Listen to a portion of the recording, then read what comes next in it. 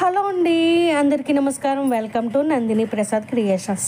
నేను మీ నందిని. ఈరోజు వీడియోలో వచ్చేసి బేబీ ఫుడ్ చాలా అంటే చాలా ఈజీగా, చాలా సింపుల్గా చూసుకొని చేసే రెసిపీ చూపించబోతున్నానండి. ఇది పిల్లలకి ఈ విధంగా మెత్తగా పెడితే స్మూత్గా అయితే నోట్లోకి వెళ్ళిపోతుంది, మంచిగా తింటారు. వద్దు వద్దు అనే మాటే అనరండి. అలాగే ఈ రెసిపీ వచ్చేసి ఎండాకాలంలో పెడితే చాలా చలవ చేస్తుందండి. మీరు నా వీడియోస్ మొదటిసారి చూస్తున్నట్టయితే ప్లీజ్ లైక్ చేయండి, అలాగే తప్పకుండా సబ్స్క్రైబ్ చేయండి. అట్లా చేయడం వల్ల నేను మరిన్ని వీడియోస్ చేసే అవకాశం నాకు కలుగుతుంది. ముందుగా ఒక గిన్నె తీసుకుని దాంట్లో ఒక టేబుల్ స్పూన్ వరకు రైస్ వేసుకున్నానండి. మీ పిల్లలు తినేదాన్ని బట్టి 1 స్పూన్ 2 స్పూన్ల అనేది వేసుకోండి. అదే స్పూన్తో నేను 1 స్పూన్ కందిపప్పు అయితే వేసినానండి. ఒకవేళ రైస్ మీరు 2 స్పూన్లు తీసుకుంటే కందిపప్పు కూడా 2 స్పూన్లు తీసుకోండి. దీంట్లో వాటర్ పోసి ఒక 2-3 సార్లు అయితే మంచిగా వాష్ చేసేసేయండి. పిల్లలకి మంచిగా పప్పు పెడితే మంచిగా బొద్దుగా అయితే తయారవుతారండి. పిల్లలు పప్పిగా కూడా ఉంటారు, చాలా బాగుంటుంది కూడా. ఈ కాలంలో పప్పు అస్సలు తినట్లేదు, ఎందుకంటే గ్యాస్ ప్రాబ్లం వచ్చేస్తుందని. మీ పిల్లలకైతే చిన్నప్పటి నుంచి అలవాటు చేయండి. ఒక చిన్న గ్లాస్ వాటర్ అయితే ఈ గిన్నెలో పోసేసుకుని మంచిగా కడిగిన తర్వాత ఒక 10 మినిట్స్ వరకు నానబెట్టేస్తున్నానండి మూత పెట్టి. ఈలోపు మనం కూడా కూరకి ప్రిపేర్ చేసుకుంటాం కదా, దోసకాయ. మనం కూర వండినప్పుడు కంపల్సరీ పిల్లలకి దోసకాయ ముక్క పెడితే ఈ ఎండాకాలంలో మంచిగా చలవనే చేస్తుంది. దీంట్లో చిన్న చిన్న ముక్కలుగా కట్ చేసేసి పెట్టేస్తున్నానండి, గిన్నెలో వేసేస్తున్నాను. ఈ విధంగా గిన్నెలో వేసిన తర్వాత 10 మినిట్స్ తర్వాత నానిన రైస్ అండ్ పప్పుని తీసి అదే గిన్నెలో వేసేస్తున్నానండి. చూసారు కదా పప్పు ఎంత మెత్తగా అయిపోయిందో, గోటి గుచ్చితే భలే ఇరిగిపోయిందండి. ఈ విధంగా 10 మినిట్స్ నానిన తర్వాత సొరకాయ ముక్కలు ఉన్న గిన్నెలో రైస్ అండ్ పప్పు వేసేస్తున్నానండి.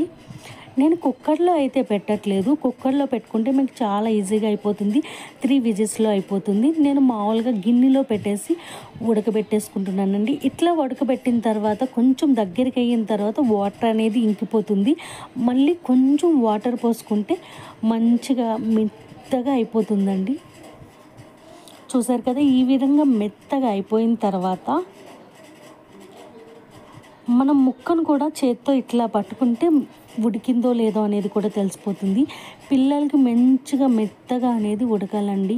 ఉడకకపోతే వాళ్ళకి చిన్నపిల్లలు కదా, చెప్పలేరు, పొట్ట నొప్పి రావటం అట్లాంటివి జరుగుతుంది. ఇప్పుడు ఒక ప్యాన్ పెట్టుకుని దీంట్లో 1 టేబుల్ స్పూన్ వరకు నెయ్యి వేసుకుంటున్నా. పిల్లలకి నెయ్యి పెట్టడం వల్ల పిల్లలు బద్దుగా అవుతారండి. దీంట్లో కొంచెం జీలకర్ర వేస్తున్నా. మీరు కావాలంటే వాము కూడా వేసుకోవచ్చు, అరుగుదల కోసం అండి. ఇప్పుడు మెత్తగా ఉడికిందంతా నెయ్యి కాగిన తర్వాత వేసేసి 2 మినిట్స్ ఫ్రై చేసుకుంటే కమ్మదనం అనేది అన్నంలోకి అయితే వచ్చేస్తుంది. ఒక చిన్న గ్లాస్ వాటర్ అయితే వేస్తున్నా. ఆల్రెడీ ఉడికించారు కదా, మళ్ళీ వాటర్ వేస్తున్నారా అని అనుకుంటారేమో. ఇట్లా చేయడం వల్ల పిల్లలకి మరీ మెత్తగా ఉండి తినాలనిపిస్తుందండి. దీంట్లో నేను చిటికెడు పసుపు, చిటికెడు కారం, చిటికెడు ఉప్పు అనేది వేస్తున్నా. ఎందుకంటే 8 మంత్స్ బేబీ నుంచి ఇట్లా మీరు పెట్టడం వల్ల రేపొద్దున్న ఏదైనా మటన్ కానీ, చికెన్ కానీ, ఇంకేదైనా కారం, మనము నాన్ వెజ్లో ఎక్కువ కారం వేసుకుంటాం కదా, అట్లాంటప్పుడు వాళ్ళు తిన్నప్పుడు అమ్మ కారం కారం అని వాటర్ ఎక్కువ తాగకుండా ఇప్పటి నుంచి మనం కొద్దిగా అలవాటు చేసుకుంటే చాలా అంటే చాలా బెస్ట్. ఒకవేళ మీ పిల్లలు తినకపోతే వేయకుండా మామూలుగా అయినా పెట్టేసేయచ్చండి. మీకు ఈ వీడియో కనుక నచ్చితే తప్పకుండా లైక్ చేయండి, అలాగే తప్పకుండా సబ్స్క్రైబ్ చేసి నన్ను సపోర్ట్ చేయండి. నాకు సపోర్ట్ ఇవ్వడం వల్ల నేను మరిన్ని వీడియోస్ చేస్తానండి. ఈ విధంగా దగ్గరికి అయిపోయిన తర్వాత స్టవ్ ఆఫ్ చేసుకుని చల్లారిన తర్వాత బౌల్లో వేసేసుకుని దీంట్లో కావాలంటే ఇంకొక స్పూన్ నెయ్యి వేసి పెట్టేస్తే మీ చిన్నాలు వద్దనే మాటే అనరు. ఈ వేసవకాలంలో తప్పకుండా పెట్టండి, పిల్లలకి వంటికి చలవ అనేది చేస్తుంది. ఈ వీడియో ఇంతవరకు చూసినందుకు థ్యాంక్ యూ ఫర్ వాచింగ్ అండి. అట్లానే నా ఛానల్ని సబ్స్క్రైబ్ చేసుకున్న వాళ్ళందరికీ థ్యాంక్ యూ అండి. Thank you so much.